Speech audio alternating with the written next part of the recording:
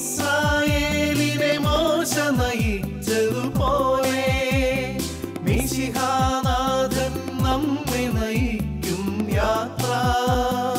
ഇസ്രായേലിനെ മോശ നയിച്ചതുപോലെ മിശിഹാനാഥൻ നമ്മെ നയിക്കും യാത്ര.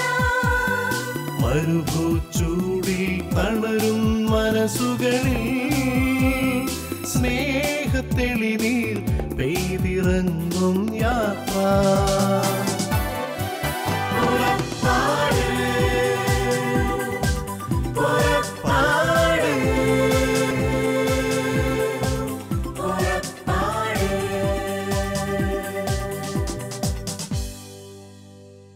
പുറപ്പാടിൻ്റെ പുതിയൊരു എപ്പിസോഡിലേക്ക് എല്ലാ പ്രേക്ഷകർക്കും സ്വാഗതം.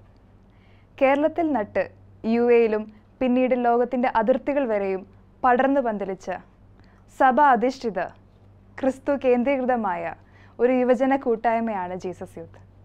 ഇന്നത്തെ എപ്പിസോഡിൽ നമുക്ക് വേണ്ടി ദുബായ് ജീസസ് യൂത്തിലെ ഭാരവാഹികൾ അവരുടെ പ്രവർത്തനങ്ങൾ പങ്കുവയ്ക്കുന്നു.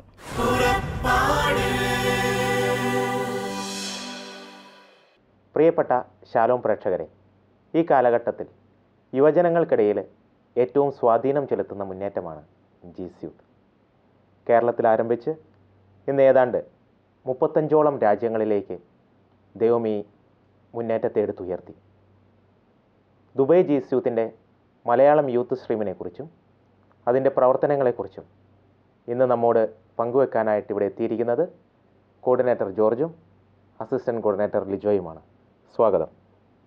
ജീസസ് യൂത്തിനെ കുറിച്ച് പറയുമ്പോൾ കേരളത്തിലെ യുവജനങ്ങളെ ഉദ്ദേശിച്ച് തുടങ്ങിയ ഒരു മുന്നേറ്റം ഇന്നത് ലോകത്തിൻ്റെ വിവിധ ഭാഗങ്ങളിലായിട്ട് ഏതാണ്ട് 35ഓളം രാജ്യങ്ങളിലേക്ക് സജീവ സാന്നിധ്യമായിട്ട് മാറിയിരിക്കുന്നു.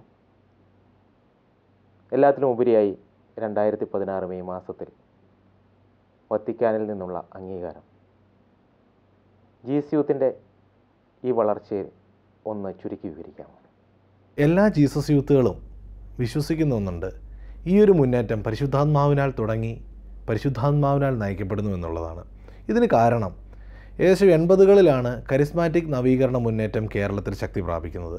ഇതിൻ്റെ ഭാഗമായിട്ട് 1985 കൊച്ചിയിൽ SH കോളേജിൽ വെച്ച്, തേവര SH കോളേജിൽ വെച്ച് ഒരു യുവജന കരിസ്മാറ്റിക് കൺവെൻഷൻ സംഘടിപ്പിക്കുകയുണ്ടായി. ഈ കൺവെൻഷൻ്റെ പേരായിരുന്നു ജീസസ് യൂത്ത് 85 എന്നുള്ളത്. ഇപ്പോൾ ഇതിൽ അനേക യുവജനങ്ങൾ പങ്കെടുക്കുകയും അവർ കർത്താവിൻ്റെ ഒരു അനുഭവിച്ചറിഞ്ഞ ഒരു സ്നേഹം പിന്നീട് ഇവരായിരിക്കുന്ന ഇടവകകളിലും ഇവരായിരിക്കുന്ന കോളേജുകളിലുമൊക്കെ മെല്ലെ മെല്ലെ സ്പ്രെഡ് ചെയ്യാൻ തുടങ്ങി. ഇവർ മെല്ലെ മെല്ലെ പിന്നീട് ഒരുമിച്ച് ചേരാൻ തുടങ്ങി. അപ്പോൾ ഇവർ പരസ്പരം ഇവരെ അഭിസംബോധന ചെയ്തു തുടങ്ങി ജീസസ് യൂത്തുകളെന്ന്. അങ്ങനെയാണ് പരിശുദ്ധാത്മാവിനാൽ തുടങ്ങിയ ഈ ഒരു മുന്നേറ്റത്തിന് ജീസസ് യൂത്ത് എന്ന ഒരു പേര് വരുന്നത്. മലയാളികളോളം തന്നെ പഴക്കമുള്ളൊരു വാക്കാണല്ലോ പ്രവാസവും. അതുകൊണ്ട് തന്നെ മലയാളികൾ ഇതിലുണ്ടായിരുന്ന പല യുവാക്കളും അവരുടെ പഠനത്തിനും ജോലിക്കും മറ്റുമായി കേരളത്തിന് പുറത്തേക്ക് പോയി. അങ്ങനെ അവരായിരിക്കുന്ന സ്ഥലങ്ങളിലെല്ലാം അവരനുഭവിച്ച് ഈ ഒരു ദൈവസ്നേഹം മെല്ലെ മെല്ലെ സ്പ്രെഡ് ചെയ്യാൻ തുടങ്ങി. അനേകർ ജോലിയുടെ ആവശ്യത്തിനായിട്ട് ഇന്ത്യക്ക് പുറത്തേക്ക് പോയി. അങ്ങനെ അവരായിരിക്കുന്ന ഇപ്പം മെല്ലെ മെല്ലെ നോക്കുകയാണെങ്കിൽ ഏകദേശം 35ഓളം രാജ്യങ്ങളിൽ ജീസസ് യൂത്ത് എത്തിപ്പെട്ടു. ഈ ഒരു മുന്നേറ്റം എത്തിപ്പെട്ടു. അതിൽ ഏറ്റവും സന്തോഷകരമായ കാര്യം നമ്മൾ തുടക്കത്തിൽ പങ്കുവച്ചതുപോലെ 2016 ആഗോള കത്തോലിക്ക സഭ ഇതിനെ ഇന്ത്യയിലെ ആദ്യത്തെ യുവജന മുന്നേറ്റമായിട്ട് അംഗീകരിക്കുകയാണ് ചെയ്തത്. കാനോനിക്കൽ അപ്രൂവൽ നമുക്ക് ലഭിച്ച ഒരു മുന്നേറ്റമാണ് ഇന്ന് ജീസസ് യൂത്ത്. വലിയൊരു പരിശുദ്ധാത്മാവിൻ്റെ ഇടപെടലാണ് ഈ മേഖലകളിലൊക്കെ നമ്മൾ കണ്ടിരിക്കുന്നത് തുടക്കം മുതൽ. ഈ ഒരു അംഗീകാരം കിട്ടുന്ന ഇന്ത്യയിലെ ആദ്യത്തെ ഏഷ്യയിലെ രണ്ടാമത്തെ മുന്നേറ്റമാണ് ജീസസ് യൂത്ത് എന്നുള്ളത്. ലിജോയോട് ചോദിക്കുകയാണ്, നമ്മുടെ നാട്ടിലൊരു കൂട്ടായ്മ തുടങ്ങുന്ന പോലെ അത്ര എളുപ്പമല്ലല്ലോ പുറംനാടുകളിൽ ഒരിടത്ത് ഒരു കൂട്ടായ്മ തുടങ്ങുക എന്നുള്ളത്. നമുക്ക് പരിചിതമല്ലാത്ത മുഖങ്ങൾ, പരിമിതമായിട്ടുള്ള സാഹചര്യങ്ങൾ, അങ്ങനെ വെല്ലുവിളികൾ അനേകമാണ് അല്ലേ? ഇതിനെയൊക്കെ അതിജീവിച്ചുകൊണ്ട് ജീസസ് യൂത്തിൻ്റെ ദുബൈയിലെ തുടക്കം എങ്ങനെയായിരുന്നു? നേരത്തെ തന്നെ ജോർജ് സൂചിപ്പിച്ചതുപോലെ തന്നെ ജീസസ് യൂത്ത് മൂവ്മെൻറ്റ് ഇന്ത്യയിലാകെ വളരെ ശക്തമായിട്ട് വ്യാപിക്കുകയും വളരെ തീക്ഷ്ണമതികളായ യുവാക്കൾ അതിൽ നിന്ന് രൂപം കൊള്ളുകയും ചെയ്തിരുന്നു. പിന്നീട് 90കളുടെ ആരംഭത്തിൽ അവർ ജോലിക്കും മറ്റുമായിട്ട് ദുബായിലേക്ക് അല്ലെങ്കിൽ യു എയിലേക്ക് കടന്നു വരികയുണ്ടായി. പല സ്ഥലങ്ങളിലാണ് അവർ ജോലി ചെയ്തിരുന്നതെങ്കിലും ദുബായ് പള്ളിയിൽ വിശുദ്ധ കുർബാനയ്ക്കായിട്ട് വരികയും പിന്നീട് അവർ ഒരുമിച്ച് കണ്ടുമുട്ടി ആ പള്ളി കോമ്പൗണ്ടിൽ തന്നെ പലതവണ അവർ ഒരുമിച്ച് കൂടുകയും അതൊരു ജീസസ് യൂത്ത് കൂട്ടായ്മയായിട്ട് രൂപം കൊള്ളുകയുമായിരുന്നു. പിന്നീട് അങ്ങോട്ട് പരിശുദ്ധാത്മാവ് ഇടപെട്ട് അതിനെ വളർത്തിയതിൻ്റെ അത് ഒരു ചരിത്രം തന്നെയാണ്. കാരണം നമ്മളിപ്പോൾ ഈ ഒരു ക്യാമറയ്ക്ക് മുന്നിൽ ഒരു വർഷം ഇരുന്ന് ഇതിനെപ്പറ്റി സംസാരിക്കുന്നത് പോലും പരിശുദ്ധാത്മാവിൻ്റെ ഒരു ഇടപെടൽ തന്നെയാണ്. പിന്നീട് ഇന്ന് നമുക്കറിയാം Dubai Saint Mary's Catholic Church ലോകത്തിലെ തന്നെ ഏറ്റവും വലിയ ഇടവകളിലൊന്നാണ്. അതിൻ്റെ ഉള്ളിൽ തന്നെ ഏറ്റവും പ്രാധാന്യമേറിയ ഒരു മൂവ്മെൻ്റായിട്ട് ജീസസ് യൂത്ത് മാറിക്കഴിഞ്ഞു. ഇന്ന് പല രാജ്യങ്ങളിലുള്ള ജീസസ് യൂത്തുകൾ നമ്മളോട് ഒരുമിച്ച് ദുബായിലുണ്ട്. ഏറ്റവും പ്രത്യേകമായിട്ട് മലയാളം യൂത്ത്, അതുപോലെ മലയാളം ഫാമിലീസ്, മറ്റു ഭാഷകൾ അല്ലെങ്കിൽ മറ്റു രാജ്യക്കാർക്ക് വേണ്ടിയിട്ട് ഇംഗ്ലീഷ് യൂത്ത്, അതുപോലെ ഇംഗ്ലീഷ് ഫാമിലീസും ഉണ്ട്. അതോടൊപ്പം തന്നെ ഇപ്പോൾ അനേകം രാജ്യങ്ങളിലെ ടീൻസ് ഇവിടെ ഉണ്ടല്ലോ. തീർച്ചയായിട്ടും അവരുടെ ഇടയിലും അവർക്ക് വേണ്ടി പ്രവർത്തിക്കുന്ന ഒരു ടീൻസ് മിനിസ്ട്രിയും ജീസസിൻ്റെ ഭാഗമായിട്ടുണ്ട്. ഏറ്റവും അധികമായിട്ട് ഈ കാലത്ത് നമ്മൾ മറ്റുള്ള ഭാഷകളിലേക്ക്, അതായത് പ്രത്യേകമായിട്ട് തമിഴ്, ഹിന്ദി എന്നീ ഭാഷകളിലേക്ക് നമ്മൾ ഇറങ്ങി പ്രവർത്തിക്കുന്നു. ഇതിൽ നമ്മൾ ഇന്ന് പ്രതിനിധാനം ചെയ്യുന്നത് മലയാളം യൂത്തിനെയാണ്. ഇന്ത്യക്ക് വെളിയിൽ ആദ്യമായിട്ട് ജീസസ് യൂത്ത് തുടങ്ങുന്ന UAE അതും ഈ ദുബൈയിലാണല്ലേ? ഇതിൻ്റെ ദുബൈയിൽ ഈ ഒരു തീക്ഷ്ണത പങ്കുവെച്ച, പകർത്തിത്തന്ന എല്ലാവരെയും ഈ നിമിഷം നന്ദിയോടുകൂടി ഓർക്കുന്നു. ജോർജ്, മറ്റ് മുന്നേറ്റങ്ങളുമായിട്ട് തട്ടിച്ചു നോക്കുമ്പോൾ ജീസസ് യൂത്തിൻ്റെ പ്രവർത്തന ശൈലികൾ തികച്ചും വ്യത്യസ്തമാണ്. അതെന്താണെന്നൊന്ന് വ്യക്തമാക്കാമോ? റിൻഡോ ചേട്ടാ, ഒന്ന് രണ്ട് കാര്യങ്ങളുണ്ട്. ഏറ്റവും പ്രധാനമായിട്ട് ലോകത്തിൽ എവിടെയാണെങ്കിലും ജീസസ് യൂത്തിൻ്റെ എല്ലാ പ്രവർത്തന ശൈലികളും അതിൻ്റെ 6 സ്ഥായി ഘടകങ്ങളെ അടിസ്ഥാനപ്പെടുത്തിക്കൊണ്ടാണ് ഇരിക്കുന്നത്. 6 പില്ലേഴ്സ് എന്നാണ് ഇത് അറിയപ്പെടുന്നത്. പേഴ്സണൽ പ്രെയർ ഉണ്ട്, word of God, sacramental life, ഇതൊരു വ്യക്തി കേന്ദ്രീകൃതമാണ് ഇത്രയും കാര്യങ്ങളെങ്കിൽ. പിന്നീട് വരുന്നത് fellowship, option for the poor and evangelisation. ഇത്രയും കാര്യങ്ങൾ, ഇത് 6 പില്ലേഴ്സ് എന്നാണ് അറിയപ്പെടുന്നത്. എല്ലാ വ്യക്തികളിലൂടെയും ഈ 6 സ്ഥായി ഘടകങ്ങൾ അല്ലെങ്കിൽ ഈ 6 പില്ലേഴ്സിലൂടെ കടത്തി ഒരു ക്രിസ്തു കേന്ദ്രീകൃത ജീവിതം ഉറപ്പുവരുത്തുക എന്നുള്ളതാണ് ജീസസ് യൂത്തിൻ്റെ പ്രവർത്തന ശൈലി. നമ്മുടെ ഒരു ദുബായിലെ ഒരു കോണ്ടെക്സ്റ്റിലേക്ക് തിരിച്ചു വരികയാണെങ്കിൽ, നമ്മുടെ മലയാളം കുർബാനയ്ക്ക് ശേഷം എല്ലാ വെള്ളിയാഴ്ചയുമുള്ള 2 മണിയുടെ മലയാളം കുർബാനയ്ക്ക് ശേഷം ജീസസ് യൂത്ത് പ്രയർ ഗ്രൂപ്പ് നമ്മുടെ പള്ളി കോമ്പൗണ്ടിലുണ്ട്. അപ്പോൾ ഇതിൽ അനേക കാര്യങ്ങളുണ്ട്. അപ്പോൾ അവിടെ പ്രൈസ് ആൻഡ് വർഷിപ്പുകൾ നടക്കുന്നുണ്ട്, വചനം പങ്കുവയ്ക്കുന്നുണ്ടാകാം, അവിടെ ആക്ടിവിറ്റീസ്, നമ്മുടെ ഗ്രൂപ്പ് ഡിസ്കഷൻസ് നടക്കുന്നുണ്ട്, വിവിധങ്ങളായ സോണൽ ഗ്രൂപ്പുകൾ ഇവിടെയുണ്ട്, ഗെയിംസ് ഉണ്ട്, ഇങ്ങനെ വിവിധങ്ങളായ കാര്യങ്ങളുണ്ട്. ഇതിൻ്റെയൊക്കെ ബേസിക്കായ ലക്ഷ്യം എന്ന് പറയുന്നത് ഈ ഒരു 6 പില്ലേഴ്സിലൂടെ ഓരോ വ്യക്തികളെയും കടത്തിവിടുക. ഇതിന് ഈ ഒരു അടിസ്ഥാനത്തിൽ നിന്നുകൊണ്ടാണ് നമ്മളെല്ലാം ഫ്രെയിം ചെയ്യുന്നത്. ഓരോ വ്യക്തികളെയും കടത്തിവിട്ട് ആ വ്യക്തിക്ക് ഒരു ക്രിസ്തു കേന്ദ്രീകൃത ജീവിതം ഉണ്ടാക്കുക എന്നുള്ളതാണ്. ദുബൈയെക്കുറിച്ച് പറയുമ്പോൾ നമുക്കറിയാം, ലോകത്തിൻ്റെ എല്ലാ മേഖലകളിൽ നിന്നുള്ള ആൾക്കാർ ജോലിക്കും മറ്റു കാര്യങ്ങൾക്കൊക്കെ ആയിട്ട് ഇവിടെ എത്തിച്ചേരാറുണ്ടല്ലേ? മലയാളികളെ സംബന്ധിച്ചാണെങ്കിൽ കന്യാകുമാരി മുതൽ കാസർഗോഡ് വരെയുള്ള മലയാളികൾ ഈ ദുബൈയിലുണ്ട്. ഇവരെയൊക്കെ എങ്ങനെയാണ് കണ്ടെത്തുന്നത്? ഇവരിലേക്ക് എങ്ങനെയാണ് ഇറങ്ങിച്ചെല്ലുന്നത്? നമ്മൾ കുറച്ച് മുമ്പ് ഡിസ്കസ് ചെയ്തൊരു കാര്യമായിരുന്നു, എല്ലാ ജീസസ് യൂത്തുകളും ഒരു ജീവിത ശൈലിയിലൂടെ പോകുന്നവരാണ്. ആ ഒരു ജീവിത ശൈലിയിലൂടെ യേശുവിനെ അറിയുകയും ആ യേശുവിൻ്റെ സ്നേഹവും സന്തോഷവും അനുഭവിച്ചവർ തീർച്ചയായിട്ടും അത് മറ്റുള്ളവർക്ക് പകർന്നു കൊടുക്കാൻ ആഗ്രഹിക്കുന്നതാണ്. നമ്മളിവിടെ ജീസസ് യൂത്ത് ദുബായ് എല്ലാ വർഷവും 1000-1200 പേരെ ഉൾക്കൊള്ളിച്ചുകൊണ്ടുള്ള ഒരു യുവജന പ്രോഗ്രാം ചെയ്യാറുണ്ട്. ഈ പ്രോഗ്രാമിലൂടെ നമ്മളുടെ കൂടെ കടന്നു വരുന്ന ഓരോ വ്യക്തികളെയും നമ്മൾ ഫ്രൈഡേ ഗ്രൂപ്പിൻ്റെ ഭാഗമാകുകയും സോണൽ ഗ്രൂപ്പിൻ്റെയൊക്കെ ഭാഗമാക്കി നിർത്തുന്നു. ഇതിലൂടെയെല്ലാം നമ്മൾ ഉദ്ദേശിക്കുന്നത് അവർ യേശുവിലോട്ട് കൂടുതൽ അടുക്കുകയും അവർ ഒരു സമഗ്രമായ വളർച്ച ഉറപ്പുവരുത്തുക എന്നുള്ളതാണ്. നമുക്കറിയാം, ദുബായ് ഇടവക ഇത്ര വലിയതാണ്. ഒരുപാട് യുവാക്കൾ അവിടെ വിശുദ്ധ കുർബാനയ്ക്കുമായിട്ട് കടന്നു വരാറുണ്ട്. നമ്മുടെ ജീസസ് യൂത്ത് കൂട്ടുകാർ അവരെ പോയി കാണുകയും അവർക്ക് ജീസസ് യൂത്തിനെ പരിചയപ്പെടുത്തുകയും അവരെ തീർച്ചയായും ജീസസ് യൂത്തിലേക്ക് ക്ഷണിക്കുകയും ചെയ്യുന്നു. ഇതിനേക്കാൾ അപ്പുറത്തായിട്ട് തങ്ങളുടേതായ ജീവിത സാഹചര്യങ്ങളിൽ ജീസസ് യൂത്തിനെ പരിചയപ്പെടുത്തുകയും യേശുവിനെ പകർന്നു കൊടുക്കുകയും ചെയ്യുന്നുള്ള ഉത്തരവാദിത്തം ജീസസ് യൂത്ത് കാണിക്കാറുണ്ട്.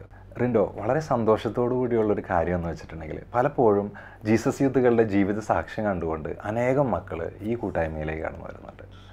ഞാൻ ഓർക്കുന്ന ഒരു അനുഭവം ഞാൻ ഷെയർ ചെയ്യാം. ഇവിടെ കുറച്ച് വർഷങ്ങൾക്ക് മുമ്പ് ഇവിടെ ഒരു കമ്പനിയിൽ അക്കൗണ്ടൻ്റായിട്ട് വർക്ക് ചെയ്തിരുന്നൊരു യുവാവ് തൻ്റെ ഈവനിങ് ടൈമിൽ പാർട്ട് ടൈമായിട്ട് ഒരു ബാർ ഹോട്ടലിൽ അക്കൗണ്ടിങ് ചെയ്യാനായിട്ട് ജോലി ചെയ്തിരുന്നു. അദ്ദേഹത്തിന് നല്ല വരുമാനം ഉണ്ടായിരുന്നു. കാരണം കുറച്ച് സമയം മാത്രമാണ് അദ്ദേഹത്തിന് ജോലി ചെയ്യേണ്ട കാര്യമുള്ളൂ. പക്ഷേ ഈ ഒരു ഫീൽഡ് ആയതുകൊണ്ട് നല്ല വരുമാനം അതിൽ നിന്ന് കിട്ടിയിരുന്നു. അപ്പോൾ ഈ തൻ്റെ വെക്കേഷൻ ടൈം ആയി കഴിഞ്ഞപ്പോൾ ഈ ജോലി ആരെങ്കിലും ഏൽപ്പിക്കണം എന്നുള്ളൊരു കാര്യവുമായി ബന്ധപ്പെട്ട് തൻ്റെ റൂംമേറ്റ് ആയിട്ടുള്ള ഒരു ജീസസ് യൂത്തിനോട് ഈ കാര്യങ്ങൾ അവതരിപ്പിച്ചു. ഇതിനെപ്പറ്റി കൂടുതൽ അറിഞ്ഞ ആ യുവാവ് ഇതൊരു ബാർ ഹോട്ടൽ അക്കൗണ്ടൻ്റ് ജോലിയാണെന്ന് മനസ്സിലാക്കിയതിന് ശേഷം അത് പാടെ നിരസിക്കുകയാണ് ഉണ്ടായത്.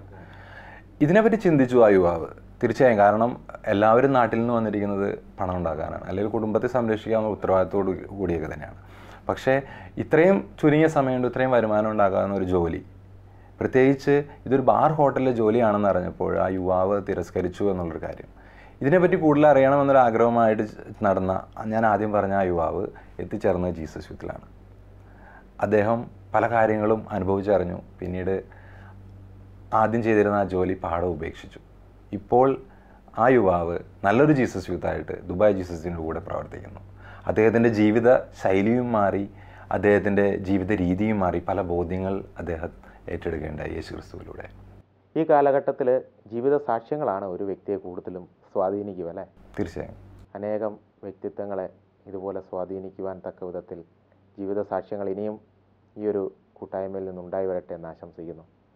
ജോർജ്, പലപ്പോഴും ശ്രദ്ധിച്ചിട്ടുള്ള ഒരു കാര്യമാണ്, ഒരു വ്യക്തി ജീസസ് യൂത്തിനോട് ചേർന്ന് പ്രവർത്തിച്ചു തുടങ്ങുമ്പോൾ അവൻ്റെ ജീവിതത്തിൻ്റെ സമഗ്ര മേഖലകളിൽ, ആത്മീയവും ഭൗതികവുമായിട്ടുള്ള മേഖലകളിൽ മാത്രമല്ല, അവൻ്റെ സ്വഭാവ രൂപീകരണം, വ്യക്തിത്വ വികസനം, ഇതെല്ലാം കൂടി പതിയെ പതിയെ ആ വ്യക്തി ഒരു പക്വതയുള്ള വ്യക്തിയായിട്ട് മാറുന്നു. ഇതെങ്ങനെയാണ് സാധിക്കുന്നത്? ഇപ്പം ലിജ ഒരു കാര്യം പറയുകയുണ്ടായി. ഒരു വ്യക്തി, ഒരു ജീസസ് യൂത്തിനെ കണ്ട ഒരു യുവാവ് നമ്മളിലേക്ക് വരികയും ഒരു കാലങ്ങൾക്ക് ശേഷം വളരെ ആക്റ്റീവായ ഒരു ജീസസ് യൂത്തായി മാറുകയും ചെയ്തുവെന്ന്. ഇതുപോലെ അനേകർ നമ്മുടെ ഇടയിലേക്ക് കടന്നു വരുന്നുണ്ട്. അപ്പം നമുക്കൊരു മിനിസ്ട്രി ഉണ്ട്, വെൽക്കം മിനിസ്ട്രി എന്ന് പറയുന്നത്. അനേകം യുവാക്കളുണ്ട് അതിൽ. ഈ പുതുതായിട്ട് കടന്നു വരുന്ന, അല്ലെങ്കിൽ നമ്മുടെ മുന്നേറ്റത്തിലേക്ക് കടന്നു വരുന്ന ഓരോ യുവാക്കളെയും അല്ലെങ്കിൽ ഓരോ വ്യക്തികളുടെയും കൂടെ ഒരു സൈലൻറ്റ് വാക്ക് ഇവർ നടത്തുന്നുണ്ട്. അല്ലെങ്കിൽ നമ്മൾ ഓരോ സീനിയർ ആയിട്ടുള്ള ഇവർ നടത്തുന്നുണ്ട് ഒരു സൈലൻറ്റ് വാക്ക്. ഇതിൽ നിന്ന് ഇവരുടെ ആത്മീയമായ ആവശ്യങ്ങൾ എന്താണെന്ന് വളരെ വ്യക്തമായിട്ട് കണ്ടെത്താൻ സാധിക്കാറുണ്ട് ഒരു പരിധി വരെയൊക്കെ. ഇവരുടെ ആത്മീയ ആവശ്യങ്ങളും മറ്റു പല കാര്യങ്ങളും മനസ്സിലാക്കി ഈ ഒരു വരുന്ന വ്യക്തികളെ നമ്മളൊരു ഫോർമേഷൻ സ്ട്രീമിലൂടെ ഇവരെ കടത്തിവിടും. ഒരു ഓറിയൻറ്റേഷന് ശേഷം ഇവരൊരു പ്രത്യേക ഫോർമേഷനുകളിലൂടെ നമ്മൾ കടത്തിവിടും. അനേക ഫോർമേഷനുകളുണ്ട് ജീസസ് യൂത്തിന്. അപ്പം ഇവർ ഈ ഫോർമേഷനിലൂടെ നടത്തിവിടുമ്പോൾ ഈ വ്യക്തികൾക്ക് മനസ്സിലാകും പിതാവായ ദൈവം അവരെ എത്രമാത്രം സ്നേഹിക്കുന്നുണ്ട്, അതോടൊപ്പം തന്നെ ഇവർ എത്രമാത്രം വിലപ്പെട്ടതാണ് നമ്മുടെ കർത്താവിനെന്നുള്ളത്. അപ്പോൾ ആ ഒരു തിരിച്ചറിവ് ഇവരുടെ താലന്തുകളെ കണ്ടെത്തുന്നതിനും പലപ്പോഴും ഇവർക്ക് സഹായകമായിട്ടുണ്ട്. ഉദാഹരണത്തിന് പാട്ട് പാടാൻ കഴിവുള്ളൊരു വ്യക്തിയാണെന്നിരിക്കട്ടെ, അവർക്ക് ആ ഒരു കഴിവ് കണ്ടെത്തുന്നതിനും അവരുടെ ഏറ്റവും വലിയ ലക്ഷ്യം എന്നത് ഈ ദൈവം തന്നിരിക്കുന്ന ഈ കഴിവിലൂടെ ദൈവരാജ്യം പ്രഘോഷിക്കുക എന്നുള്ളതുമാണെന്ന ഒരു ചിന്ത, അല്ലെങ്കിൽ ആ ഒരു യഥാർത്ഥമായൊരു ചിന്ത അവർക്ക് മനസ്സിലാകുകയാണ് ചെയ്യുക. അതുപോലെ തന്നെ ഇങ്ങനെയുള്ള അനേകം കഴിവുകൾ സ്വയം കണ്ടെത്താൻ സാധിക്കും. ഇപ്പം അഭിനയിക്കാൻ കഴിവുള്ള ഒരു വ്യക്തിയാണെങ്കിൽ അവർ നമ്മൾ ഓഡിയോ വിഷ്വൽ മിനിസ്ട്രി ഉണ്ട്, അതിലേക്ക് മെല്ലെ മെല്ലെ ഇദ്ദേഹത്തെ നമ്മൾ പ്ലേസ് ചെയ്യും. അതുപോലെ തന്നെ ചിന്തിക്കാവുന്ന മറ്റൊരു കാര്യമാണ് എഴുതാനുള്ള കഴിവുകൾ, അല്ലെങ്കിൽ അങ്ങനെയുള്ള മറ്റ് പല കഴിവുകൾ ഉള്ള അനേകരുണ്ട് നമ്മുടെ മുന്നേറ്റത്തിൽ. ഇപ്പം ഉദാഹരണം പറയുകയാണെങ്കിൽ ദുബായ് ജീസസ് യൂത്തിനെ സംബന്ധിച്ചിടത്തോളം എല്ലാ ആഴ്ചയും ഇറങ്ങുന്ന ഒരു ന്യൂസ് ലെറ്റർ ഉണ്ട്, തൂലിക. അപ്പോൾ അതിലൂടെയൊക്കെ നോക്കിയാൽ നമുക്ക് മനസ്സിലാകും വളരെ സർഗാത്മകമായ പല സൃഷ്ടികളെ നമുക്കതിൽ കണ്ടെത്താൻ സാധിക്കും. ഇതിൻ്റെയൊക്കെ പ്രധാന കാരണം എന്ന് പറയുന്നത് ഇതിൽ വർക്ക് ചെയ്യുന്നവർ, അല്ലെങ്കിൽ ഇതിൽ ഉള്ളവർ, ഈ മിനിസ്റ്റർ ഉൾപ്പെട്ടിട്ടുള്ളവർ, അവർക്ക് ദൈവം നൽകിയിരിക്കുന്ന കഴിവുകളെ ദൈവത്തിന് വേണ്ടി വിനിയോഗിക്കാൻ തയ്യാറാകുന്നു എന്നുള്ളതാണ്. അപ്പം ഈ വ്യക്തി, ഇങ്ങനെയുള്ള കാരിസമുള്ള വ്യക്തികളെ നമ്മൾ ഇതാത് മിനിസ്ട്രികളിലേക്ക് പ്ലേസ് ചെയ്യുകയും അവരവരുടെ കഴിവുകൾ, ഇപ്പോൾ പാടാനുള്ള കഴിവുകളാണെങ്കിൽ അത്, അല്ലെങ്കിൽ അഭിനയിക്കാനുള്ളതാണെങ്കിൽ അത്, അല്ലെങ്കിൽ എഴുതാനുള്ള കഴിവുകൾ അത് വീണ്ടും വീണ്ടും സ്വയം കൂടുതൽ അവർ ഒരു താലന്ത് കിട്ടേണ്ടത് 2, 3, 4 താലന്തുകളായിട്ട് അത് വളർത്തുകയാണ് ചെയ്യുന്നത്. അപ്പോൾ ആ വ്യക്തിയുടെ കഴിവുകൾ അവിടെ വികസിക്കുന്നു. അതോടൊപ്പം തന്നെ അവരുടെ ഈ കഴിവുകൾ അവർ ദൈവരാജ്യത്തിനായിട്ട് ഉപയോഗിക്കുന്നു. ഇപ്പോൾ ഒരു വ്യക്തിയുടെ, നമുക്കെല്ലാവർക്കും അറിയാവുന്നൊരു കാര്യമാണ്, ഒരു വ്യക്തിയുടെ കഴിവും സമയവും ദൈവത്തിനായിട്ട് ഉപയോഗിച്ചാൽ ദൈവം അവൻ്റെ ജീവിതത്തിലേക്ക് വ്യക്തമായ ഇടപെടലുകൾ നടത്തുന്നുണ്ട്. അതിന് ഉദാഹരണങ്ങൾ അനേകമുണ്ട്. എൻ്റെയൊക്കെ അനേകം കൂട്ടുകാർ, നമ്മുടെയൊക്കെ അനേകം ജീസസ് യൂത്ത് സുഹൃത്തുക്കൾ, അവർ എപ്പോഴാണോ അവരുടെ കഴിവുകൾ സമയവും ദൈവത്തിന് വേണ്ടി മാറ്റിവെച്ചത്, അപ്പോൾ അവരുടെ വ്യക്തി ജീവിതത്തിലേക്ക് വലിയ അത്ഭുതങ്ങൾ ദൈവം നൽകുന്നുണ്ട്. അവരുടെ കുടുംബജീവിതത്തിലാകാം, ജോലി മേഖലകളിലാകാം, മൊത്തത്തിലൊരു മാറ്റം അവർ തന്നെ ക്രമേണ നമുക്ക് ദർശിക്കാൻ തുടങ്ങും. പിന്നീട് അവരാണ് ജീസസ് യൂത്തിൻ്റെ മുഖമായിട്ട് മറ്റുള്ളവരിലേക്ക് ഇറങ്ങുന്നത്. അതായത് ദൈവത്തിന് വേണ്ടി കൊടുക്കുന്ന സമയവും കഴിവുകളുമൊക്കെ ദൈവം 10 ഇരട്ടിയായിട്ട് ജീവിതത്തിൻ്റെ വിവിധ മേഖലകളിലേക്ക് തിരിച്ചു നൽകുമെന്നാണ് ജോർജ് തീർച്ചയായും. ലിജോ, യാക്കോബ് ശ്ലീഹ പറയുന്നുണ്ടല്ലോ, പ്രവൃത്തി കൂടാതെയുള്ള വിശ്വാസം അതിൽ തന്നെ നിർജീവമാണെന്നുള്ളത്. ദുബൈയുടെ വ്യത്യസ്തങ്ങളായിട്ടുള്ള സാഹചര്യങ്ങളിൽ കഴിയുന്നവരുണ്ട്. പള്ളിയിൽ വരാൻ സാധിക്കാത്തവർ, മറ്റനേകം സാഹചര്യങ്ങളിൽ കഴിയുന്നവരുണ്ട്. വേദനിക്കുന്നവരും ബുദ്ധിമുട്ടുന്ന അനുഭവിക്കുന്നവരൊക്കെയുണ്ട്. ഇവരുടെ ഇടയിലേക്ക് എങ്ങനെയാണ് ഇറങ്ങിച്ചെല്ലുന്നത്? എങ്ങനെയാണ് ജീസസ് യൂത്തിൻ്റെ പ്രവർത്തനങ്ങൾ? തീർച്ചയായും പ്രിൻഡോ, നാട്ടിലുള്ള പലരും ചിന്തിക്കുന്നത് ദുബായ് അല്ലെങ്കിൽ UAE എന്നുള്ളത് സന്തോഷം മാത്രം ലഭിക്കുന്ന, അല്ലെങ്കിൽ നമുക്ക് വളരെയധികം പണം ഉണ്ടാക്കാൻ മാത്രമുള്ളൊരു സ്ഥലമായിട്ടാണ് വരുന്നത്. പല യുവാക്കളും ഇവിടേക്ക് ജോലിക്കായിട്ട് കടന്നു വരികയും പല ബുദ്ധിമുട്ടുള്ള ജോലികളിൽ ഏർപ്പെടുന്നവരുണ്ട്. പലപ്പോഴും പല ആക്സിഡൻറ്റുകൾ പറ്റിയിട്ട് ഹോസ്പിറ്റലിൽ അഡ്മിറ്റഡ് ആയി കിടക്കുന്ന ഒരു സാഹചര്യത്തിൽ തൻ്റെ ആ ഒരു ഏകാന്തതയിൽ, നമുക്കറിയാം നാട്ടിലാണെങ്കിൽ ഒരുപക്ഷെ നമ്മുടെ പാരൻസ് ഉണ്ടാവാം, കുടുംബമുണ്ട്, ബന്ധുക്കളുണ്ട്. ഇവിടെയാണെങ്കിൽ എല്ലാവരെയും വിട്ടിട്ടാണ് ഇവിടെ എത്തിയിരിക്കുന്നത്. ആ ഒരു നിമിഷങ്ങളിൽ, തൻ്റെ വേദനയുടെ നിമിഷങ്ങളിൽ അങ്ങോട്ടും ഇങ്ങോട്ടും നോക്കുമ്പോൾ ഇവൻ കാണുന്നത് തന്നേക്കാൾ കൂടുതൽ വേദനിക്കുന്ന, അല്ലെങ്കിൽ എപ്പോഴും നിലവിളി മാത്രമായിട്ട് കിടക്കുന്ന രോഗികൾ മാത്രമാണ്. ആ ഒരു സാഹചര്യം നമുക്ക് ഒന്ന് ഊഹിക്കാവുന്നതേ ഉള്ളൂ. അവിടേക്കാണ് നമ്മുടെ ജീസസ് യൂത്തിലെ സുഹൃത്തുക്കൾ കടന്നു ചെല്ലുന്നത്. അവർക്ക് അവരുടെ കൂടെ ഒന്ന് കുറച്ച് സമയം ഇരിക്കാനും, അവരെ ഒന്ന് കേൾക്കാനും, അവരുടെ പ്രശ്നങ്ങളിലേക്കൊന്ന് മനസ്സിലാക്കാനും. നമുക്ക് വലിയ വലിയ കാര്യങ്ങളൊന്നുമല്ല ചെയ്യുന്നത്. പക്ഷേ അവരുടെ കൂടെ ഇരിക്കുമ്പോൾ ഒരു പരിധിവരെ ദൈവത്തിൻ്റെ സ്നേഹം, നമ്മൾ അനുഭവിച്ച സ്നേഹം അവർക്ക് പകർന്നു കൊടുക്കുമ്പോൾ അത് അവർക്കൊരു വലിയൊരു അനുഭവമായിട്ട് മാറുകയാണ്. ഒരു സാന്ത്വനമായിട്ട് മാറാറുണ്ട്. അവരുടെ മുഖത്ത് അത് പ്രതിഫലിക്കുന്നതായിട്ട് നമുക്ക് അനുഭവപ്പെടാറുണ്ട്. അതുപോലെ തന്നെ ജോലി മേഖലകളിൽ വലിയ സ്വപ്നങ്ങളുമായിട്ടാണ് നമ്മളും അങ്ങനെ തന്നെ വന്നവരല്ലേ. തീർച്ചയായും വലിയ സ്വപ്നങ്ങളുമായിട്ടാണ് നമ്മളിവിടെ കടന്നു വരുന്നത്. പക്ഷേ ഒരുപക്ഷെ ഏജൻറ്റുമാരാൽ കബളിപ്പിക്കപ്പെട്ടവർ ഒരുപാട് പേരുണ്ട്. നമ്മൾ നേരിട്ട് അറിയുന്ന ആളുകളുണ്ട്. ചിലപ്പോൾ കമ്പനിയിൽ പ്രശ്നങ്ങൾ മൂലം ഒക്കെ വിസയുടെ ഇഷ്യൂസ് കാരണങ്ങൾ പോലും ബുദ്ധിമുട്ടുന്നവർ. അതിനേക്കാളൊക്കെ അപ്പുറത്ത് തൻ്റെ കുടുംബത്തിന് വേണ്ടിയിട്ട് ഇത്രമാത്രം കഷ്ടപ്പെട്ട് ഇവിടെ ജീവിക്കുമ്പോഴും നാട്ടിലേക്ക് കടന്നു പോകാൻ കടബാധ്യത, നാട്ടിൽ വലിയ പ്രശ്നങ്ങൾ കാരണം കൊണ്ട് അങ്ങോട്ട് കാലുകുത്താൻ പോലും പറ്റാത്ത അവസ്ഥയിൽ ഇവിടെ ബുദ്ധിമുട്ടുന്ന അനുഭവിക്കുന്നു. അപ്പോൾ ഇങ്ങനെയുള്ളവരിലേക്കൊക്കെ നമ്മൾ പോയി കുറച്ച് സമയം സംസാരിക്കുകയും അവരുടെ പ്രശ്നങ്ങളെയൊക്കെ ഒന്ന് അറിയാൻ ശ്രമിക്കുകയും സാധിക്കത്തക്ക രീതിയിൽ നമ്മൾ ഇടപെടുകയൊക്കെ ചെയ്യാറുണ്ട്. അതിനേക്കാൾ എല്ലാം കുറച്ചും കൂടി തീവ്രമായ ഒരവസ്ഥയാണ് പ്രവാസിയായി ഇവിടെ വന്ന് കുടുംബത്തിന് വേണ്ടി എല്ലാം ഉപേക്ഷിച്ച്, പക്ഷേ ഞങ്ങൾക്ക് വേണ്ടി ഇത്ര ചെയ്തു, എന്ത് ചെയ്തു എന്നുള്ള എല്ലാവരാലും തിരസ്കരിക്കപ്പെടുന്ന ഒരവസ്ഥ നാട്ടിലുണ്ടാകുമ്പോൾ ഉള്ളൊരു കാര്യം.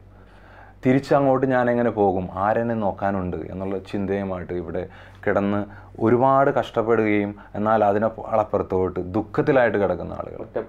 തീർച്ചയായും ഒറ്റപ്പെടേണ്ട അവസ്ഥ. അത് നമ്മൾക്ക് ഒരു പരിധിവരെ നമ്മളറിയാത്തത് ഈ കൂട്ടായ്മയുടെയൊക്കെ ഭാഗമായിട്ട് നിൽക്കുമ്പോൾ നമ്മളത് അറിയുന്നില്ല. പക്ഷേ ഒറ്റപ്പെടുന്നൊരു അവസ്ഥ ചിലപ്പോഴെങ്കിലൊക്കെ നമ്മളും ചെറുതായിട്ടെങ്കിലൊക്കെ അനുഭവിച്ചിട്ടുണ്ടാവും. അപ്പോൾ ഈ ജീസസ് യൂത്ത് കൂട്ടുകാർ അവിടെ ആ ഒരു യേശുവിൻ്റെ സ്നേഹം പങ്കുവെക്കുകയും നീ ഒറ്റയ്ക്കല്ല, നിന്നോടൊപ്പം യേശു എന്നും ഉണ്ടെന്നുള്ള ഉറച്ച ബോധ്യം ഈ വ്യക്തികളിലേക്ക് കൊടുക്കുമ്പോൾ അവരുടെ ജീവിതം മറിയുന്നുണ്ട്. തീർച്ചയായും. പിന്നെ ഏറ്റവും പ്രധാനമായിട്ട് ഇവരുടെ ഈ പ്രാർത്ഥനാ നിയോഗങ്ങളെല്ലാം തന്നെ ഓരോ ജീസസ് യൂത്തും തൻ്റെ, അല്ലെങ്കിൽ ഓരോ ജീസസ് യൂത്തിൻ്റെ തന്നെ പ്രാർത്ഥനാ നിയോഗങ്ങളായിട്ട് ഏറ്റെടുത്തുകൊണ്ട് അവർക്ക് വേണ്ടി ഇൻ്റർസീഡ് ചെയ്ത് പ്രാർത്ഥിക്കുന്നുണ്ട്. നമുക്ക് ഇവിടെ ഔട്ട്റീച്ച് മിനിസ്ട്രി എന്നുള്ളൊരു മിനിസ്ട്രി തന്നെയുണ്ട്. ഇതിൽ ഏകദേശം 60 മുതൽ 100ഓളം പേര് റെഗുലറായിട്ട് പ്രവർത്തിക്കുകയും പ്രശ്നങ്ങളിൽ അകപ്പെടുന്ന ഓരോ വ്യക്തികളിലേക്കും നമ്മുടെ ഈ ഒരു മിനിസ്ട്രിയിൽ നിന്ന് ജീസസ് യൂത്ത് കൂട്ടുകാർ കടന്നു പോകുന്നുണ്ട്. ഔട്ട്റീച്ച് മിനിസ്ട്രിയുടെ നേതൃത്വത്തിലാണ്. അതെ, തീർച്ചയായും കാര്യങ്ങളെ ഏകീകരിക്കുന്നത്. അതെ അതെ അതെ. ജോർജ്, ഇപ്പോൾ ലിജോ പറയുകയുണ്ടായി ഈ പ്രാർത്ഥനാ നിയോഗങ്ങൾ ജീസസ് യൂത്ത് ചേർത്ത് വെച്ച് പ്രാർത്ഥിക്കുന്നു എന്നുള്ളത്. ഞാൻ മനസ്സിലാക്കിയത്രോളം ജീസസ് യൂത്തിന് ഒരു മധ്യസ്ഥ പ്രാർത്ഥന ടീം തന്നെയുണ്ട്. ആ മധ്യസ്ഥ പ്രാർത്ഥനാ ടീമിൽ വ്യത്യസ്തങ്ങളായിട്ടുള്ള പ്രാർത്ഥനാ ശൈലികൾ അവർ ഉപയോഗിക്കുന്നതായിട്ട് കണ്ടിട്ടുണ്ട്. അതിനെക്കുറിച്ചൊന്ന് പങ്കുവയ്ക്കാമോ? ഇപ്പം ലിജോ ഇവിടെ പങ്കുവെച്ചൊരു കാര്യമുണ്ട്. അനേകരുടെ ദുഃഖങ്ങൾ നമുക്ക് കിട്ടാറുണ്ട്, അനേകരുടെ ദുഃഖങ്ങൾ പങ്കുവെച്ച് കിട്ടാറുണ്ടെന്ന്. പക്ഷെ നമുക്ക് ഒറ്റ അടിക്കുന്ന നമുക്ക് ഇതിൻ്റെ സൊല്യൂഷൻ നമുക്ക് അവരോട് പറഞ്ഞു കൊടുക്കാൻ പോലും പറ്റില്ലാത്ത സിറ്റുവേഷനുള്ള അനേകരുണ്ട്. പക്ഷേ ഓരോ ക്രൈസ്തവൻ്റെയും ഒന്നാമത്തെ ചുമതല എന്ന് വെച്ചാൽ നമുക്ക് ചെയ്യാവുന്ന ഒന്നുണ്ട്, ഇവർക്കൊക്കെ വേണ്ടി പ്രാർത്ഥിക്കാം. ഏറ്റവും പ്രധാനപ്പെട്ട ഒന്നാണ് നമ്മൾ ഓരോരുത്തരും ഇവർക്ക് വേണ്ടി പ്രാർത്ഥിക്കാൻ കടപ്പെട്ടവരാണ്. നമ്മൾ ഓരോരുത്തരും നമ്മുടെ സഹോദരരാണ്, അവന് വേണ്ടി പ്രാർത്ഥിക്കേണ്ടത് നമ്മളാണ്. നമ്മൾ ജീസസ് യൂത്തിൻ്റെ ഒരു ഇൻ്റർസെഷൻ മിനിസ്ട്രി എന്ന് പറയുന്നത് ഇങ്ങനെയുള്ള അനേകം വേദനകളുള്ളവർ നമ്മുടെ ഇടയിലേക്ക് കടന്നു വരുന്നുണ്ട്, അനേകം വേദനകൾ പങ്കുവെച്ച് കിട്ടാറുണ്ട്. ഇതെല്ലാം നമ്മുടെ ഫ്രൈഡേ ഗ്രൂപ്പിലെ ഒരു ഫ്രൈഡേ പ്രയർ ഗ്രൂപ്പിൽ നമ്മൾ പ്രാർത്ഥിക്കാറുണ്ട്, ഇൻ്റർസെഷൻ മിനിസ്ട്രി പ്രത്യേകമായിട്ട്. അതോടൊപ്പം തന്നെ എല്ലാ ചൊവ്വാഴ്ചയും മിനിസ്ട്രി 1 മണിക്കൂർ ഒരുമിച്ച് ചേർന്ന് മറ്റുള്ളവരുടെ ആവശ്യങ്ങൾക്ക് വേണ്ടി നമ്മൾ പ്രാർത്ഥിക്കുന്നുണ്ട്. പക്ഷേ ഇതൊരു വ്യത്യസ്തമായ കാര്യങ്ങളെന്ന് പറയുന്നത് പലപ്പോഴും തോന്നിയിട്ടുള്ള ഒന്ന്, എല്ലാ ശനിയാഴ്ചകളിലും ഒരു ചെയിൻ പ്രയർ ഉണ്ട്. ഇൻ്റർസെഷൻ മിനിസ്ട്രിയുടെ ആഭിമുഖ്യത്തിൽ നടക്കുന്ന ഒരു ചെയിൻ പ്രയർ. രാവിലെ 6 മുതൽ വൈകുന്നേരം 6 വരെ ഒരു ബ്രേക്കുമില്ലാതെ ആളുകൾ അവരായിരിക്കുന്ന ഇടങ്ങളിൽ ഇരുന്നു കൊണ്ട് മറ്റുള്ളവർക്ക് വേണ്ടി പ്രാർത്ഥിക്കുന്നുണ്ട്. അതൊരു ചെയിൻ സിസ്റ്റമായിട്ട് നടന്നു പോവുകയാണ്. അതോടൊപ്പം തന്നെ ആദ്യ ശനിയാഴ്ചകളിൽ നമുക്കറിയാം ദുബായ് സെൻറ്റ് മേരീസ് ചർച്ചിലെ ദിവികാരണത്തിന് മുമ്പിൽ വന്നിരുന്ന രാവിലെ 6 മുതൽ വൈകുന്നേരം 6 വരെ ഒരു സൈലൻ്റ് അഡോറേഷനിലൂടെ ആളുകൾ കടന്നു പോകുന്നുണ്ട്. ഇതിൻ്റെയും നിയോഗമെന്ന് പറയുന്നത് മറ്റുള്ളവർക്ക് വേണ്ടിയാണ്. അതോടെ തന്നെ ഒരു കളക്റ്റീവായിട്ടുള്ളൊരു മറ്റൊരു മുന്നേറ്റം എന്ന് പറയുന്നത്, അല്ലെങ്കിൽ മറ്റൊരു കാര്യമെന്ന് പറയുന്നത്, ഉൽപ്പത്തി മുതൽ വെളിപാട് വരെ പൂർണ്ണമായിട്ടും വ്യക്തമായിട്ട് സ്ലോട്ടുകൾ അറേഞ്ച് ചെയ്ത് കൊടുത്ത് അവരായിരിക്കുന്ന ഇടങ്ങളിൽ ഇരുന്നു കൊണ്ട് നമ്മൾ ഈ 250ഓളം ആളുകൾ സമ്പൂർണ്ണ ബൈബിൾ വായിച്ചു തീർക്കുന്നു.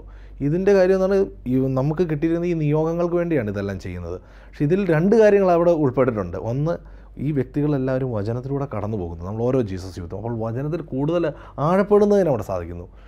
വചനം വെച്ച് പ്രാർത്ഥിക്കുമ്പോൾ അതിൻ്റെ ഒരു ഡെലിവറൻസ്, അതിൻ്റെ ഒരു അഭിഷേകം ഈ ഓരോ ദുഃഖങ്ങൾ അനുഭവിക്കുന്ന വ്യക്തികളിലേക്കും കടന്നു ചെല്ലുകയാണ് ചെയ്യുന്നത്. അപ്പോൾ അതിലൂടെ പല അത്ഭുതങ്ങളും നേരിട്ട് കണ്ടിട്ടുള്ള വ്യക്തികളാണ് നാം ഓരോരുത്തരും. ഉദാഹരണം പറയുകയാണെങ്കിൽ പ്രത്യേകിച്ച് ഈ വചനവായനയൊക്കെ തുടങ്ങിയതിന് ശേഷം കുടുംബജീവിതത്തിലെ വലിയ പ്രശ്നങ്ങൾ മാറ്റം കിട്ടിയ അനേകരുണ്ട്. കുട്ടികളില്ലാണ്ടിരുന്ന അനേകർക്ക് കുട്ടികളെ ലഭിച്ചതിൻ്റെ സാക്ഷ്യങ്ങളുണ്ട് നമ്മുടെ ഇടയിൽ. ജോലി മേഖലകളിലെ പ്രതിസന്ധികൾ, ഇതൊക്കെ എല്ലാ മേഖലകളിലും, ആത്മീയ മേഖലയിലെ പ്രതിസന്ധികൾ, ഇതൊക്കെ തരണം ചെയ്ത അനേകരുണ്ട് നമ്മുടെ ഇടയിൽ. കാരണം മറ്റുള്ളവർക്ക് വേണ്ടി, എൻ്റെ സുഹൃത്തിന് വേണ്ടി ഞാൻ എൻ്റെ ദൈവത്തിൻ്റെ മുമ്പിൽ കൈകൾ ഉയർത്തുമ്പോൾ അതിൻ്റെ അഭിഷേകം അവിടെ തീർച്ചയായും വരുന്നുണ്ട് എന്നതിന് ഉദാഹരണങ്ങൾ ഒരുപാട് കണ്ടിട്ടുള്ളവരാണ് ഞങ്ങൾ ഓരോരുത്തരും. അതായത് വ്യക്തിപരമായിട്ടുള്ള പ്രാർത്ഥനകളോടൊപ്പം മറ്റുള്ളവർക്ക് വേണ്ടി കൂടെ പ്രാർത്ഥിക്കുമ്പോൾ നമ്മുടെ ജീവിതത്തിൽ ദൈവം ഇടപെടുന്നു അല്ലേ? തീർച്ചയായും. അതുപോലെ തന്നെ പലപ്പോഴും നമ്മൾ പോലും സാധിക്കില്ല എന്ന് വിചാരിക്കുന്ന ചില നിയോഗങ്ങളിൽ പ്രാർത്ഥിച്ച്, കൂട്ടായ്മ ഒന്നുചേർന്ന് പ്രാർത്ഥിച്ച് അതിൽ ദൈവത്തിൻ്റെ ഇടപെടൽ കാണുമ്പോൾ നമ്മളുടെ തന്നെ വിശ്വാസം ഒട്ടനവധി സാഹചര്യങ്ങൾ ഉണ്ടായിട്ടുണ്ട്. പറയുന്ന ഒരു കാര്യമുണ്ട്, 1-2 പേർ എൻ്റെ നാമത്തിൽ ഒരുമിച്ച് കൂടുമ്പോൾ അവരുടെ മധ്യേ ഞാനുണ്ടാകുമെന്നാണ് കർത്താവ് നമ്മോട് പറഞ്ഞിരിക്കുന്നത്. ദൈവത്തിനൊന്നും അസാധ്യമല്ല എന്നുള്ളത്. ചെങ്കടൽ പിളരുന്നവരാണ് നമ്മുടെ ദൈവം. അതിന് നമ്മളുടെ മുന്നിൽ ഒത്തിരിയേറെ അനുഭവ സാക്ഷ്യങ്ങൾ നിറഞ്ഞു നിൽക്കുന്നതാണല്ലോ. ജീസൂത്തിനോട് ചേർത്ത് വായിക്കുമ്പോൾ അതിനോട് കൂടെ തന്നെ പറയുന്ന ഒരു കാര്യമാണ്, എവരി ജീസൂത്ത് ഈസ് എ മിഷണറി. ദുബൈയുടെ സാഹചര്യത്തിൽ ഒരു ജീസൂത്തിൻ്റെ മിഷണറി പ്രവർത്തനങ്ങൾ എങ്ങനെയൊക്കെയാണ്? ഞാൻ പറയാൻ ആഗ്രഹിക്കുന്നത്, ഓരോ ജീസസ് യൂത്തും ഒരു ജീവിത ശൈലി പിന്തുടരുന്നവരാണ്. ആ ജീവിത ശൈലിയിലൂടെ അവർ യേശുവിനിലേക്ക് കൂടുതൽ അടുക്കുകയും യേശുവിനെ അനുഭവിച്ചറിയുകയും ചെയ്യുകയാണ്. പിന്നീട് അങ്ങോട്ട് അവരെടുക്കുന്ന ഓരോ തീരുമാനങ്ങളും ഒരു ക്രിസ്തു ശിഷ്യനായി മാറുക എന്നുള്ള ലക്ഷ്യത്തോടു കൂടിയാണ്. നമുക്കറിയാം, നാം എല്ലാവരും, റിൻഡോ ആണെങ്കിലും ജോർജ് ആണെങ്കിലും ഞാനാണെങ്കിലും, ഒരു കുടുംബത്തിന് വേണ്ടിയൊക്കെ ഒരു പ്രവാസിയായിട്ട് മാറപ്പെട്ടവരാണ്. നമ്മുടെ ലക്ഷ്യം പ്രധാനമായിട്ടും ഒരു വരുമാന മാർഗം തന്നെയായിരുന്നു.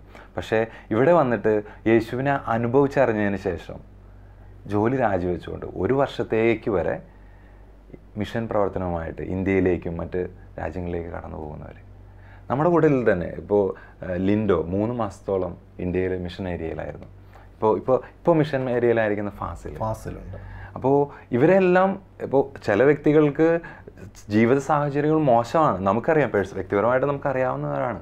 വളരെ മോശം ജീവിത സാഹചര്യങ്ങളിലാണെങ്കിലും അവൻ വില കൊടുക്കുന്നത് ദൈവത്തിന് വേണ്ടി പ്രവർത്തിക്കുക, അല്ലെങ്കിൽ ദൈവത്തിന് വേണ്ടി പ്രവർത്തിക്കുന്ന ആത്മീയ ലക്ഷ്യങ്ങളെ വെച്ചുകൊണ്ടാണ്. അപ്പോൾ ഇതുകൂടാതെ തന്നെ നമുക്കിപ്പോൾ ഇവിടുത്തെ രീതി അനുസരിച്ചിട്ട് 1 വർഷത്തിൽ 1 മാസമാണ് അവധിയുള്ളത്. ആ 1 മാസം നമുക്ക് നാട്ടിൽ പോകണം, കുടുംബത്തോടൊപ്പം ആയിരിക്കണം, പല തീർത്ഥാടന കേന്ദ്രങ്ങൾ പോകാം, പല പ്ലാനുകളാണ്. പക്ഷേ ഇവിടെ യേശുവിനെ അനുഭവിച്ചറിഞ്ഞ പല കുടുംബങ്ങളും ഓരോ മാസം കിട്ടുന്നത് പൂർണ്ണമായിട്ടും അത് മിഷന് വേണ്ടി മാറ്റിവെക്കുന്ന അവസ്ഥ. അത് പല ആഫ്രിക്കൻ രാജ്യങ്ങളിലായിരിക്കാം, ഇന്ത്യയിലായിരിക്കാം, ഏത് മേഖലകളിലായിരിക്കാം. ഇതിലേക്കാളൊക്കെ ഏറ്റവും പ്രസക്തമായ ഒരു സംഭവം ഞാൻ നേരത്തെ പറഞ്ഞു, ഒരു ജീവിത ശൈലി ആയതുകൊണ്ട് തന്നെ അവൻ കടന്നു പോകുന്ന ഏത് മേഖലയിലും, പ്രവാസികളായ നമ്മൾ പ്രവാസം അവസാനിപ്പിച്ച് നാട്ടിലേക്ക് പോകുമ്പോഴായിരിക്കാം, അല്ലെങ്കിൽ മറ്റു രാജ്യങ്ങളിലേക്ക് ജോലി കിട്ടി മാറിപ്പോകുമ്പോൾ, എവിടെയാണെങ്കിലും ജീസസ് യൂത്ത് കൂട്ടായ്മയെ തേടിച്ചെന്ന് അതിലേക്ക് ചേരുകയും അതിൽ വളരാനും അതിനെ വളർത്താനായിട്ട് നമ്മുടെ യൂത്തുകൾ എപ്പോഴും ശ്രദ്ധിക്കുന്നുണ്ട്. അത് ഇപ്പോൾ ഒരു കൂട്ടായ്മ ഇല്ലാത്തൊരു സ്ഥലത്താണ് നമ്മൾ എത്തിപ്പെടുന്നതെങ്കിൽ തീർച്ചയായിട്ടും അവിടെ കൂട്ടായ്മകൾ രൂപപ്പെട്ടിട്ടുണ്ട്. അത് വർഷങ്ങളായിട്ട് നടന്നു വരുന്നു. അതുകൊണ്ടാണ് നമ്മൾ ഈ കാണുന്ന 35 രാജ്യങ്ങളിൽ ജീസസ് യൂത്ത് ഇന്ന് വ്യാപകമായിട്ട് വളർന്നുകൊണ്ടിരിക്കുന്നത്. അല്ലെങ്കിൽ യേശുവിൻ്റെ ആ ഒരു സ്നേഹം ഷെയർ ചെയ്യാനായിട്ട് ഓരോ രാജ്യങ്ങളിലേക്കും അവിടുത്തെ വ്യക്തിത്വങ്ങളിലേക്ക് അല്ലെങ്കിൽ വ്യക്തികളിലേക്ക് കൊടുക്കാനായിട്ട് നമുക്കിന്ന് സാധിക്കുന്നത്. അപ്പോൾ നേരത്തെ റിൻഡോ പറഞ്ഞതുപോലെ ഒരു മിഷണറി എന്നുള്ള ആ ഒരു പദത്തിനെ അന്വർത്ഥമാക്കാനാണ് ഓരോ ജീസസ് യൂത്തും യഥാർത്ഥത്തിൽ ശ്രമിച്ചുകൊണ്ടിരിക്കുന്നത്. ജോർജ് നേരത്തെ സൂചിപ്പിക്കുകയുണ്ടായി, ലോകത്തിലെ ഏറ്റവും വലിയ ഇടവകയായ ദുബൈയിൽ സെൻറ്റ് മേരീസ് ചർച്ചിലെ ഏറ്റവും പ്രധാനപ്പെട്ട മുന്നേറ്റങ്ങളിൽ ഒന്നാണ് ജീസസ് യൂത്ത് എന്നുള്ളത്. ചർച്ചിനോട് ചേർന്നുള്ള പ്രവർത്തനങ്ങളിൽ എങ്ങനെയാണ് ജീസസ് യൂത്തിൻ്റെ ഇടപെടലുകൾ?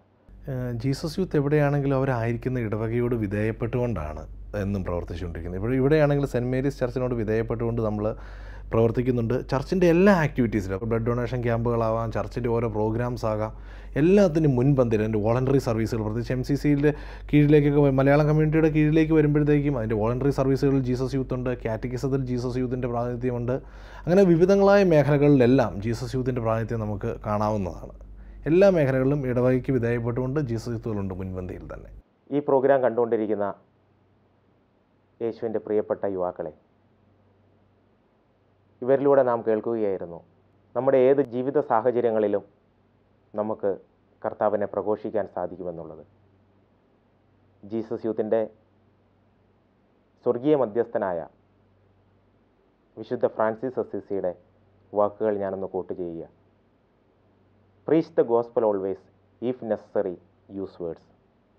എല്ലായ്പ്പോഴും സുവിശേഷം പ്രഘോഷിക്കുക, ആവശ്യമെങ്കിൽ വാക്കുകൾ ഉപയോഗിക്കുക. ജീവിത സാക്ഷ്യം കൊണ്ട് മറ്റുള്ളവരുടെ ഇടയിൽ സുവിശേഷം പ്രഘോഷിക്കുവാൻ നമ്മൾക്ക് ഓരോരുത്തർക്കും സാധിക്കട്ടെ.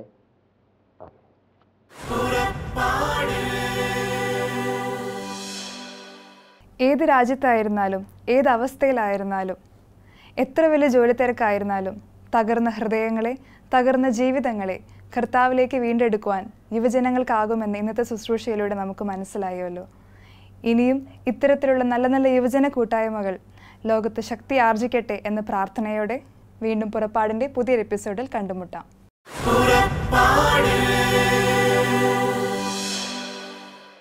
ഈ പ്രോഗ്രാമിനെ കുറിച്ചുള്ള നിങ്ങളുടെ വിലയേറിയ അഭിപ്രായങ്ങളും നിർദ്ദേശങ്ങളും ഇമെയിലിലൂടെ ഞങ്ങളെ അറിയിക്കുക.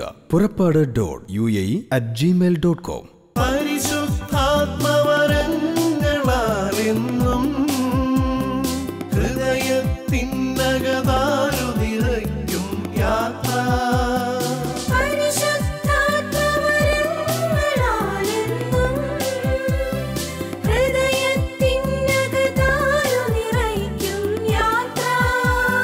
മേഘത്തണലായി അഗ്നിനാളമായി